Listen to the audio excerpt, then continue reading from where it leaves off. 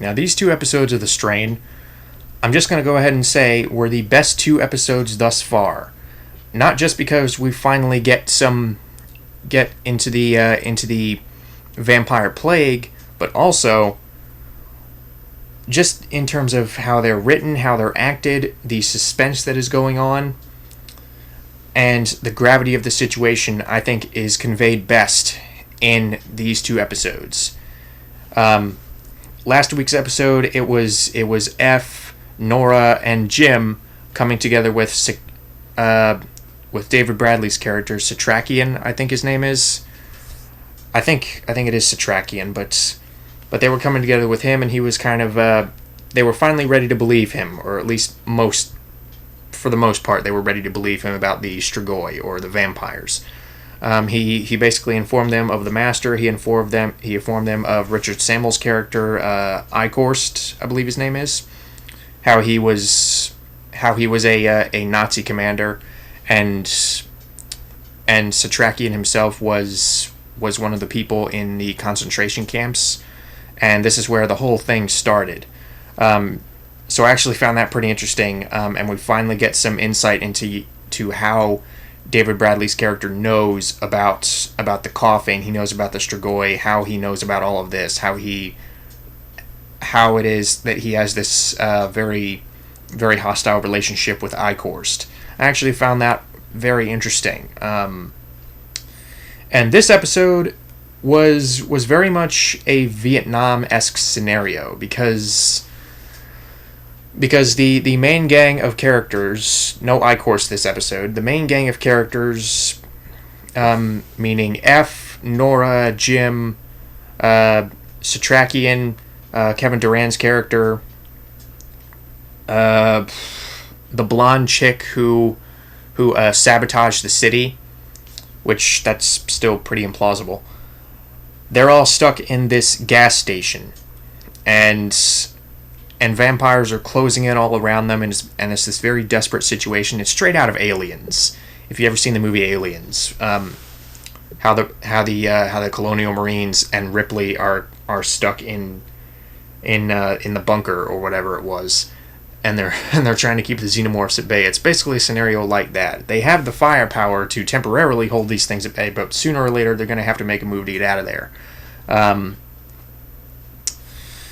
was just waiting for someone to say, "Stay frosty," or maybe that's just because I'm a fan of Michael Biehn, or I really like Aliens. Either one, possibly both.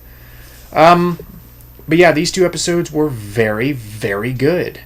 I think the pacing is finally picking up on this show. Not that I thought this show was necessarily slow, or at least not slow compared to something like, I don't know, season 1 of Vikings or The Bridge. Again, 2 very good shows, but the pace is pretty slow. Vikings at least had the decency to fix that problem in season 2.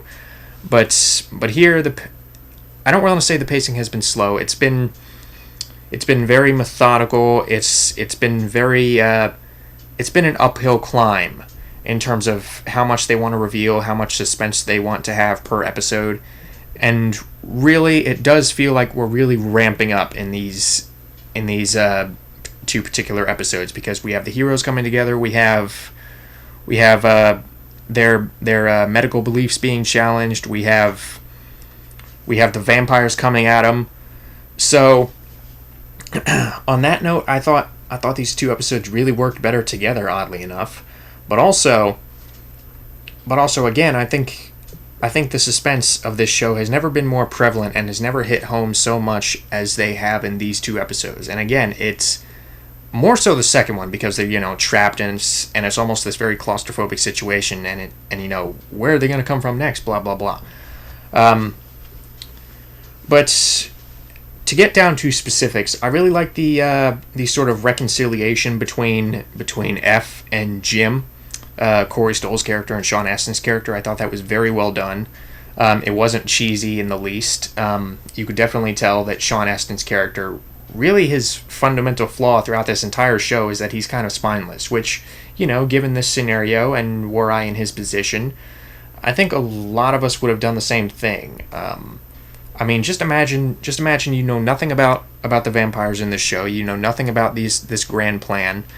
You just know that you desperately want your wife to survive. You desperately want your wife to make this list, and some guy comes along who can make it happen. All you have to do is wave this one guy through. I think a lot of us would at least consider doing the same thing. I've never really thought Sean Astin was this. I never really thought Jim Kent was this Judas type character.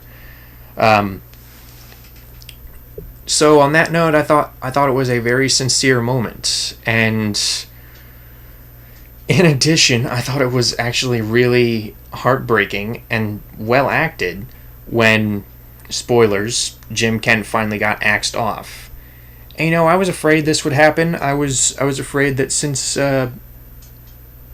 he did something very unintentionally despicable in the first episode by waving the guy through, waving the coffin through, starting this whole thing, I always figured that there would be some form of comeuppance or possibly redemption for this character, in the form of him eventually dying. But the way that the very almost chaotic fashion in which they kill him off, I think suited the scenario, but also I think it made it a little bit more believable in this present day setting that they're going for, because this is not like, I hate to use this obvious example, but this is not like the Lord of the Rings where everything just slows down. When Boromir gets shot with 3 arrows, everything just slows down. The music is swelling. It's all sad. He has this very heroic death. Really, all this scene amounts to is Kevin Durand comes up and shoots him in the head. That's really all it takes. So I think having it be that sudden, I think suits the not only the very desperate and no nonsense scenario that they're in, but also again the modern setting.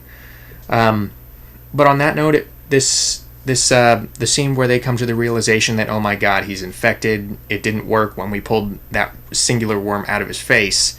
He's done for. We can't save him. That was really well acted. Corey Stoll, Sean Astin, Mia Maestro, even the guys who were kind of sitting on the sidelines in that scene, David Bradley and Kevin Durand, they did a really good job.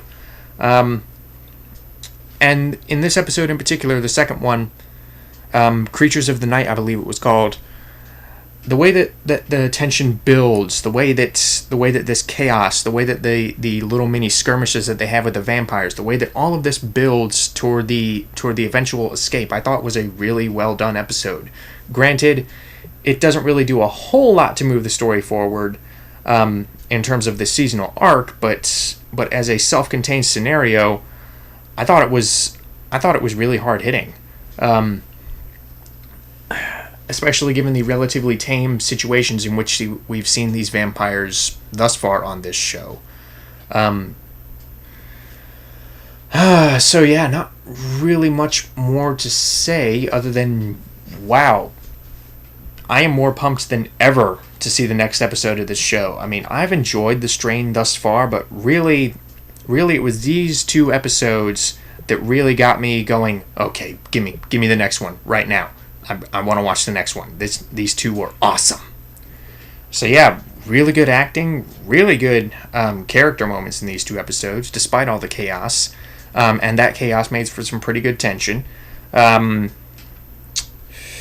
effects, I've never really thought it was fair to rag on the effects, but and I actually thought the effects throughout this series were pretty good considering the TV format.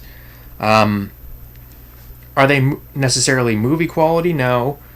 But they're not nearly as in your face as you would expect. There are not these digital monsters running around and killing all of these people who subsequently turn into digital cartoons when they get killed by this digital monster. No, these vampires are for the most part done practically, with the exception of the tendrils that come out of their mouths. So yeah, the strain really kicked it up a notch.